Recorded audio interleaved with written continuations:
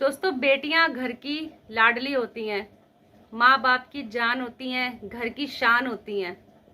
लेकिन जब उसी बेटी की शादी हो जाती है तो वो पराई हो जाती है और वो ससुराल में अपना एक अलग परिवार बसाती है। नए रिश्ते होते हैं, नए लोगों के साथ अपना घर बसाती है। और बेटी को चाहिए कि वो अपने परिवार में ध्यान दे, लेकिन कई बार ऐसा होता है कि शादीशुदा बेटी शादी होने के बाद भी अपने मायके में ज्यादा ध्यान देती है और ससुराल में कम देती है। बेटियों का हक पूरा होता है मायके में, ऐसा नहीं कि हक नहीं होता, लेकिन उस हक की भी शादी के बाद एक सीमा हो जाती है। सीमा तय ऐसे हो जाती है कि उसको छोटी छोटी बातों में अपने परिवार में दखल नहीं देना चाहिए। अगर वो ऐसा करती हैं तो उससे क्या होता है, वो अपना ससुराल तो खराब करती हैं, अपना मायके भी खराब करती हैं। तो इसी बात को लेके मैं एक छोटी सी कहानी आपके साथ साझा करती हूँ। तो नमस्कार दोस्तों, मैं हूँ ज्योति आनंद। स्वागत है आपका आपके अपने चैनल हिंदी वायरल स्टोरी में, कहानी आपकी और हमारी। तो दोस्तों, एक छोटी सी कहानी मैं आपको बताती हूँ। दोपहर का समय था, सास और बहू दोनों खाना खा रही होती हैं। खाना खा चुकी होती हैं तो बहू इतने में बात करते करते बोलती है कि माँ जी, मैंने सुबह से कपड़े वगैरह नहीं धोए हैं, अगर आप कहो 2-2:30 बज रहे हैं तो मैं कपड़े धो लेती हूँ, रसोई में बाद में जाके संभाल लूँगी, क्योंकि कपड़े नहीं अगर धोऊंगी तो शाम हो जाएगी। कपड़े मैं धो लेती हूँ, उसके बाद रसोई संभाल के फिर मैं रात के खाने की तैयारी में लग जाऊंगी। तो सासू माँ कहती है कि हाँ बेटा ठीक है, तू पहले कपड़े ही धो ले, कपड़ों का काम निपट जाएगा तो वो ज़्यादा सही रहेगा। तो बहू कह के अपना कपड़े धोने चली जाती है। इतने में सास थोड़ी देर मोबाइल देखती है, देखते देखते उन्हें प्यास लगती है। वो आवाज़ लगाती है, बहू पानी देते। इतने में उन्हें अचानक से याद आता है कि बहू बेचारी तो कपड़े धो रही है। वो कहती है कोई बात नहीं, मैं खुद ही जाके पानी ले लेती हूँ। वो रसोई में जाती हैं, क्या देखती कि रसोई पूरी फैली पड़ी है, जबकि बहू बता के भी गई होती है कि मैं रसोई बाद में संभालूंगी, पहले कपड़े धोऊंगी। लेकिन उनके मन में क्या पता नहीं क्या आता है, वो उस फैली हुई रसोई का वीडियो बना रही होती हैं। जैसे ही वो वीडियो बना रही होती है, अचानक ही बहू किचन में आती है। सास को वीडियो बनाते देख वो चुपचाप एक कोने में खड़ी हो जाती है। सास को नहीं पता कि बहू देख रही है कि मैं वीडियो बना रही हूँ। तो बहू वापस अपना बाथरूम में चली जाती है। अगले दिन क्या होता है कि घर में उनकी बड़ी नंद आती है।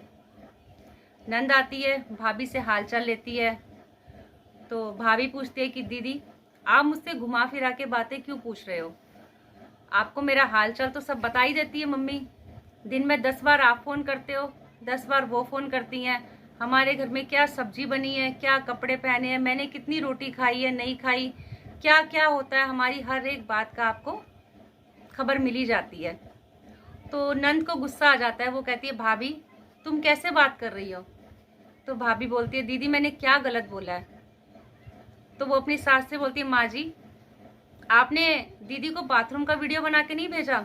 ये बात सुनते ही सास चौंक जाती है, कहती वीडियो? कैसा वीडियो? तो बहू कहती है माँ जी, मुझे सब पता है, कल रसोई फैली हुई थी, जबकि मैं आपको बता के भी गई थी कि 2-2:30 बज रहे हैं, मैंने कपड़े धोने, उसके बाद मैं रसोई संभालूंगी। आपने क्या किया? वीडियो बनाया, उठाया और दीदी को भेज दिया। दीदी ने आधा सच जाना। आपने दीदी को वीडियो भेजने के बाद ये तो नहीं बताया कि मैंने रसोई जचा दी थी, मैंने देर से कपड़े धोए, क्यों, मैंने क्या किया क्या नहीं किया, आपने एक एक बात नहीं बताई। सिर्फ मेरी कमी आपने दीदी को दिखा दी। इससे क्या हुआ? उनके मन में मेरे लिए बैर भर रहा है। आपका क्या गया इसमें? कुछ भी नहीं। तो सास जो है चुप करके सुनती है बात, बहू भी सुनती है। वो कहती है दीदी, एक बात कहूँ, आप हमारे घर में इतना दखल मत दिया करो। अगर आप बेटी बन के आओगे ना तो मैं आपको पलकों पे बिठाऊंगी, लेकिन अगर आप हमारे घर में इतनी दखल दोगे तो फिर मैं भी अपना भाभी वाला रूप दिखाऊंगी। अब आप सोच लो आपको क्या बनना है। और सासू माँ को भी बोलती है कि आप छोटी छोटी बातें, मेरी कमियां हमेशा दीदी को भेजते रहते हो, कभी मेरी खूबियां तो नहीं गिनाते? मेरी खूबियां भी बताया करो, ताकि उनके मन में जो मेरे लिए गुस्सा भर रहे हो आप, जो वैर भर रहे हो, जो गलत भावना भर रहे हो, वो निकल जाए। आपको इतना नहीं बताना चाहिए एक एक बात घर की। ठीक है, बेटी है घर की, लेकिन बेटी को उतना बताओ जितना उनको पता हो। एक एक छोटी से छोटी बात भी नहीं बतानी चाहिए। तो इतने में दोस्तों जो नंद है उनको गिल्टी फील होता है। और वो अपनी भाभी से सॉरी बोल देती हैं। कहती भाभी आप बिल्कुल ठीक कह रहे हो, माँ मुझे 10 बार फोन करती हैं, मैं भी करती हूँ। कोई बात नहीं, माँ बेटी हैं, फोन तो करेंगी, करो। भाभी कहती है फोन करो। वो कहती है नहीं भाभी, बात आप सही कह रहे हो, मैं बार बार फोन करती हूँ, माँ करती है, तो इसमें क्या होता है, मैं उनसे बार बार पूछ लेती हूँ कि आप क्या कर रहे हो, क्या नहीं कर रहे हो। तो ये मुझे नहीं करना चाहिए, क्योंकि मैं अपना परिवार में ध्यान नहीं दे पाती, मुझे भी मेरा घर परिवार है, ध्यान देना है। तो दोस्तों, ये कहानी ज्यादातर सच है और ज्यादातर उन घरों की है जिसमें आज भी बेटियां अपने मायके में ज्यादा दखल देती हैं और अपने ससुराल जो है वो खराब कर रही होती हैं। तो ऐसा बिल्कुल भी ना करें, अपने मायके में इतना दखल ना दें। आप अपना परिवार संभालें। आपको मायके संभालने के लिए आपकी जो मम्मी है वो एक बेटी लेकर आई हैं जिसे बहू कहते हैं, और उस बहू को भी एक बार बेटी बनने का मौका तो दो।